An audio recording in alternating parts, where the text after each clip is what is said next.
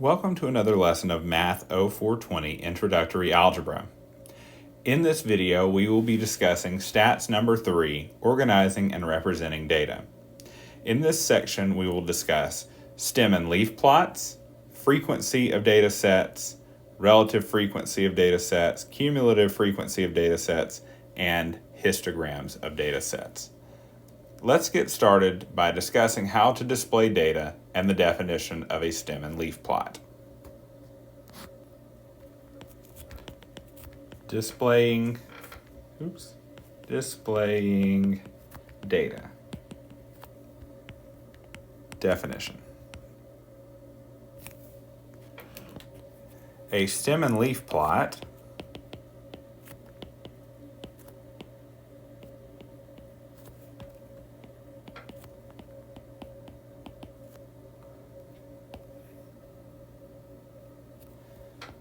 is a type of display for data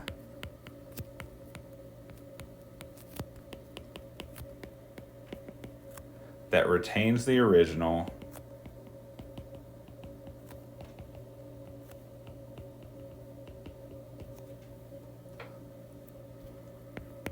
or rounded data values from the data set. Stem and leaf plots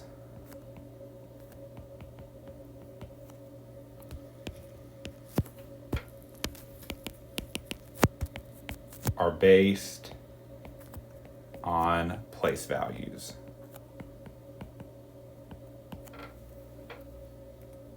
Let's do an example with a stem and leaf plot.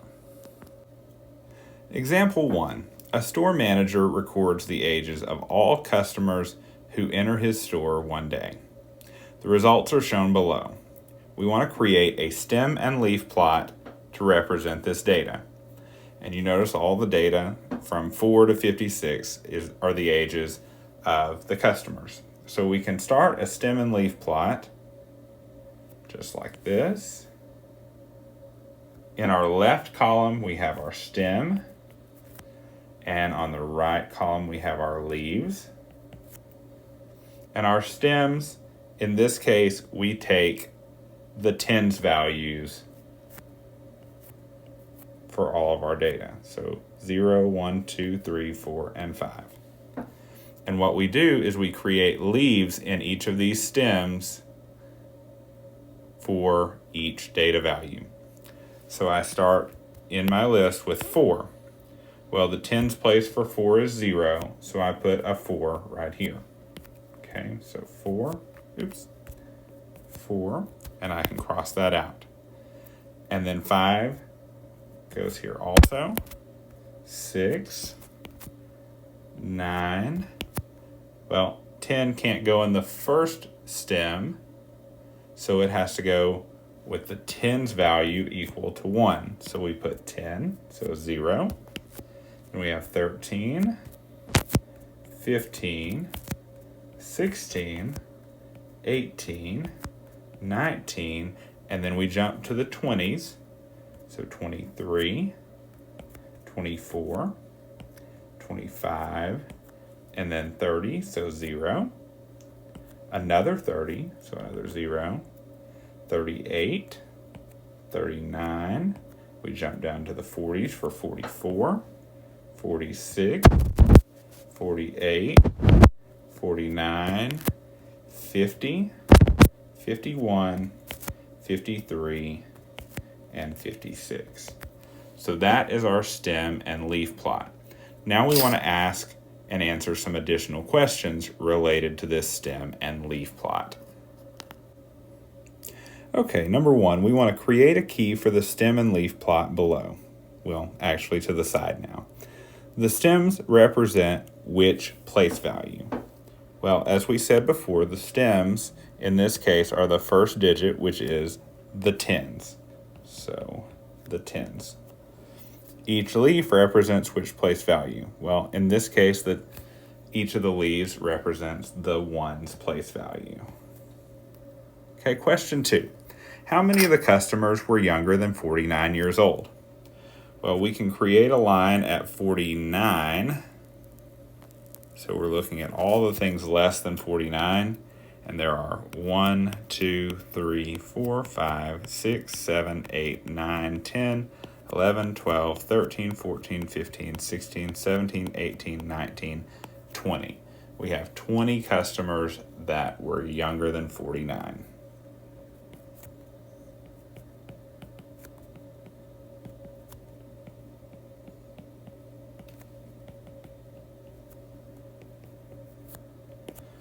And number 3, what percent of customers were older than 50? Well, looking strictly older than 50, we go to 50 in our leaf plot, and there are 1, 2, 3. Well, we want a percentage here, so that's 3 out of the total. Well, how many do we have total? Well, there were 25 total customers. You can count the numbers in the stem and leaf plot to verify that. All of the leaves, there should be 25 total leaves. And 3 out of 25 is 12.12 or 12%. Okay, let's now talk about frequency tables and definitions. Frequency tables. Definition.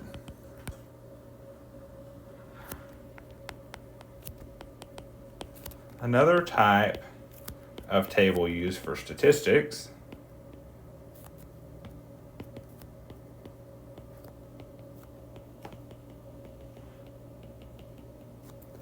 is called a frequency table.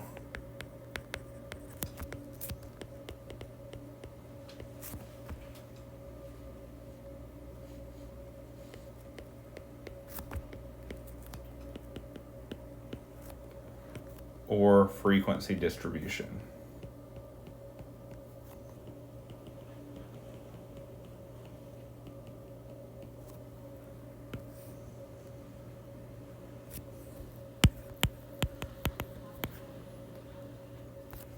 Frequency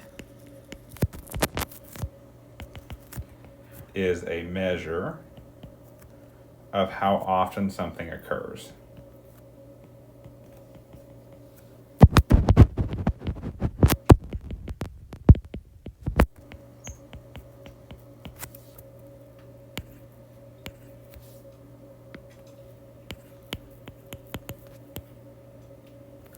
Relative frequency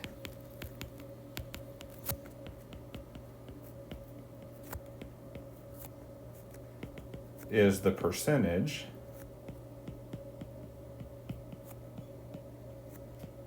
of all the data in a particular bin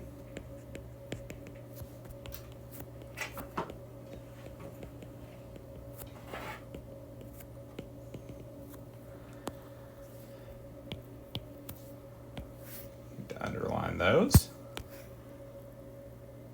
And finally, cumulative frequency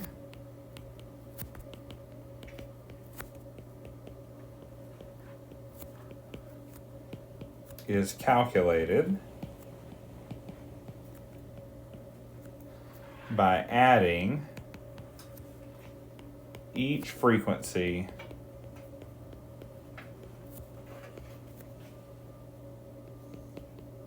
from a frequency table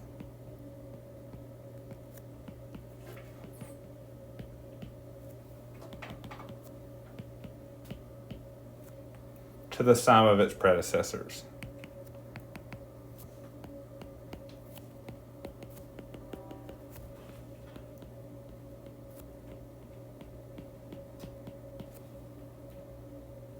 Let's do another example.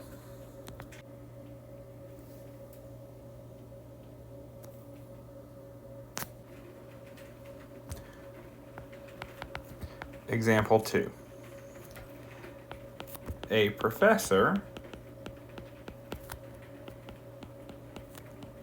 records the following final grades in one course.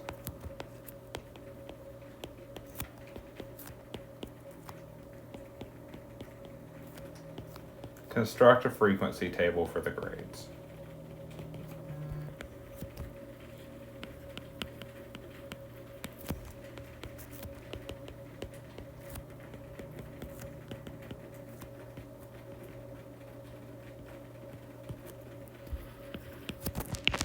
So we have A, B, B, B, B, B, B, B, C, C, C, C, C, C, C, C, D, D, D, F, F. Okay, so we'll take these grades and we will create a table. So our first column will be the grade. In our second column, we will do frequency.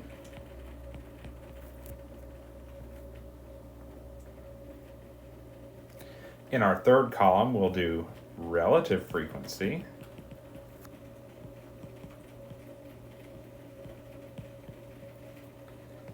And in our last column, we'll do cumulative frequency.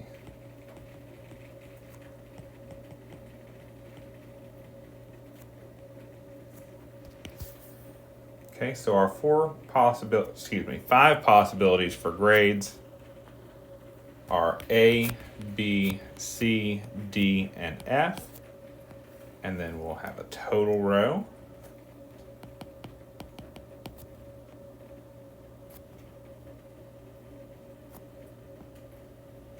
So how many A's did we have? Well, there are 4 A's. We have 7 B's. We have 8 C's, 3 D's, and 2 F's for a total of 24. So those are our frequencies. That's how many times each grade occurs. Now for relative frequency, we write that as a fraction.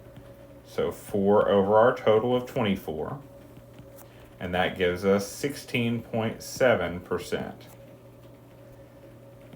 7 over 24 gives us 29.2%. 8 over 24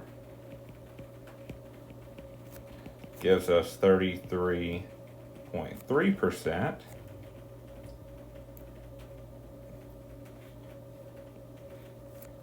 3 over 24 gives us 12.5%, and 2 over 24 gives us 8.3%. And of course, our final total on the percentages is 100%. Our cumulative frequency is the total number of frequency plus the ones before it. So after the A's, we have 4. After the B's, we have 7 plus 4, which is 11. After the C's, we have 11 plus all the C's, which is 8, so 19. 19 plus 3 is 22. And 22 plus 2 is 24. And again, our total is 24. So that's how you would create a frequency table with these grades with relative frequency and cumulative frequency. Let's do another example.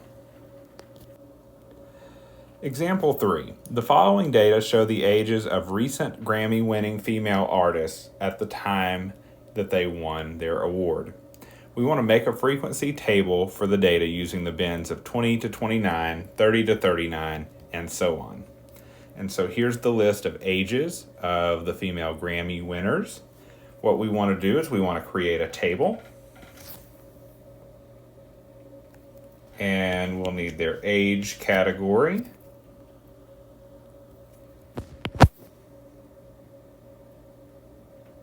So we have 20 to 29, 30 to 39, 40 to 49, 50 to 59, 60 to 69, and 70 to 79. That's the highest age. We'll also need a tally column, a frequency column,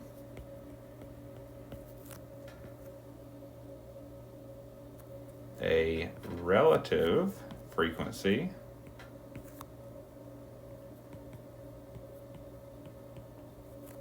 column, and finally a cumulative frequency.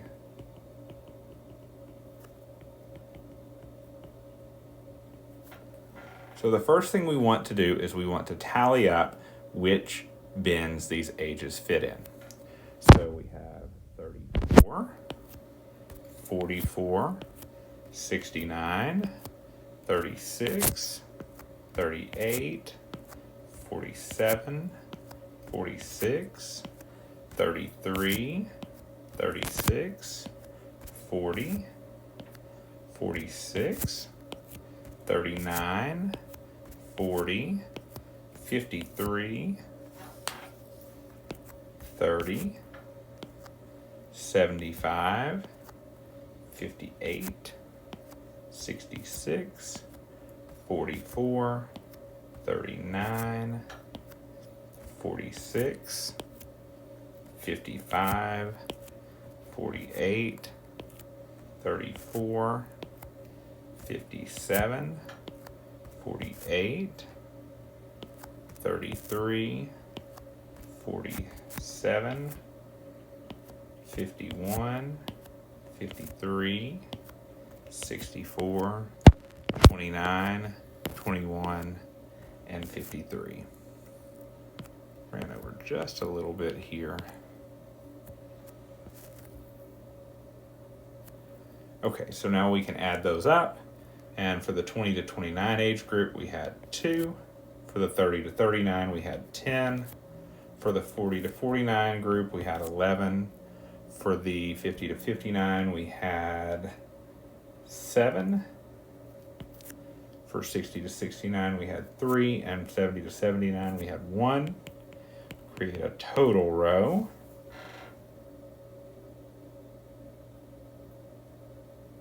Just one more time. There we go. And so we have a total of 34 people. So in relative frequency, we get 2 over 34, which is 5.9%. 10 out of 34, which is 29.4%.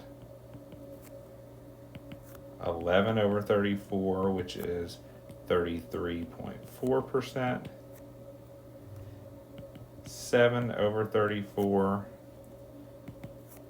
which is 20.6%. 3 over 34, which is 8.8%. And 1 over 34, which is 2.9%. Again, we have 34 out of 34, so that's 100%. And our cumulative frequency, do 2 plus 10 is 12, plus 11 is 23, plus 7 is 30, plus 3 is 33, plus 1 is 34. And I did get a little bit off there.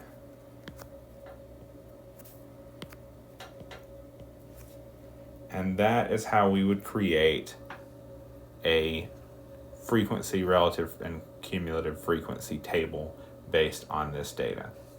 Let's now discuss our final topic of this section, which is a histogram.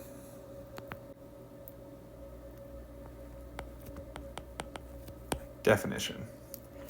A histogram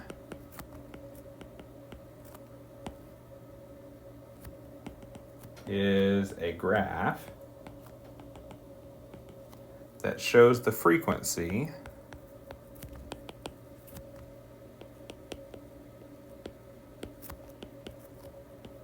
of numerical data using bars or rectangles.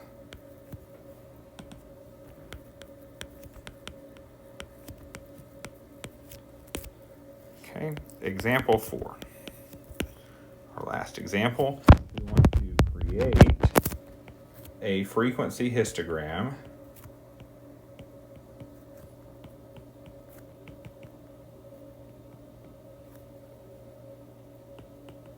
for the data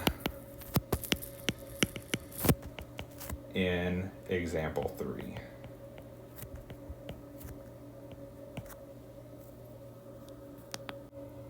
Okay, we want to create a frequency histogram for the data in example 3. So what we do is we've got our table here, our frequency table here, and then we have the plot for our we have the axes for our histogram.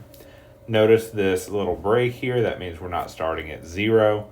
Our tick marks at the bottom are by 10, and then on the vertical axis we have frequency in ones up to 20. So what we can do is between 20 and 30 our frequency is 2. So we have a little line there, and we can create our box, our rectangle. For 30 to 39 we are at 10. And so we draw our box there. From 40 to 49, we are at 11.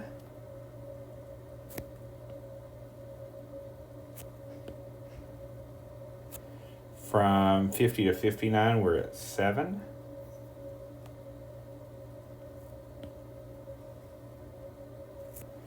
From 60 to 69, we're at 3. And from 70 to 79, we are at 1. Oops. One more time.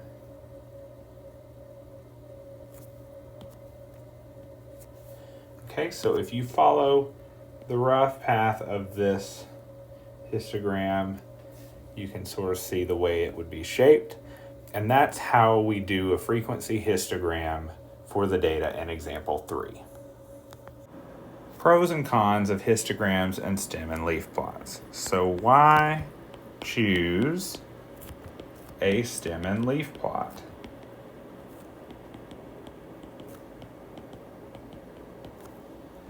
Well, stem and leaf plots contain the original data values.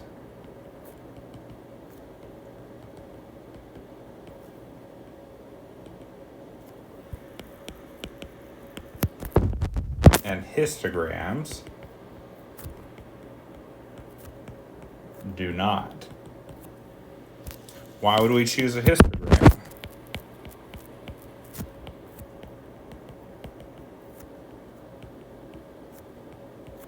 Well, histograms easily organize